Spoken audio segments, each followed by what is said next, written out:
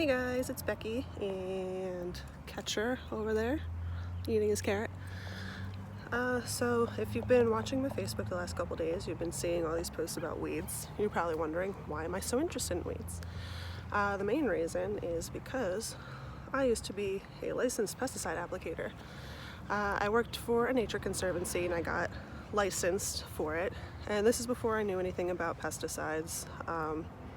So I really got an education in the licensing testing, and also from the reactions of people watching us spray glyphosate and telling us how bad it was. So I really took an interest in learning more about why is it so bad, and also while you're out there just doing point and shoot and really looking at everything very closely while you're spraying to make sure you're spraying the right thing, you really get to know a lot of the plants. So I became very interested in learning about what are these plants that I'm spraying and do they really need to be sprayed. I also worked for a local weed control company where I got even more interested in all the different plants I was spraying because a lot of them are really pretty. And I also had to spray some that I knew weren't, technically weeds, like milkweed. I would see that a lot in people's yards. And I would just kind of, pretend that I sprayed it. But all the other plants I was seeing with really pretty flowers, things that were covered in pollinators that, it was my job to spray them and kill them.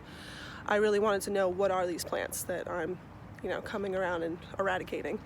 So I started to take pictures of everything that I was supposed to be spraying and starting to look them up. So that's where all of these posts recently are coming from. Some of them are pictures I took while I was applying pesticides to people's yards, and some of them are ones that I'm just noticing now. So I'm trying to research every single one of them, see if they're native or non-native, and see if they're beneficial in any way. And if they're non-native, doesn't necessarily mean they're invasive. So I'm looking that up too, because if they're not invasive and they're beneficial to pollinators, then there's really no reason why you shouldn't just leave them in your yard. And the main reason we get weeds is because of the way we garden. So the way that we garden, planting, a plot with specimen plants, where you're just planting, one thing spaced out away from all the other things, and there's all that empty space in between. Nature does not like empty soil. So that's where you get your weeds from. And they're actually beneficial in that, they're covering the soil so you're not getting erosion. They're keeping your soil from becoming compacted because all the roots are in there breaking up the soil. They also, if you have bare soil, the weeds come in, they're insulating your soil, so things like your trees and your shrubs can survive the winter if you're not leaving your leaves.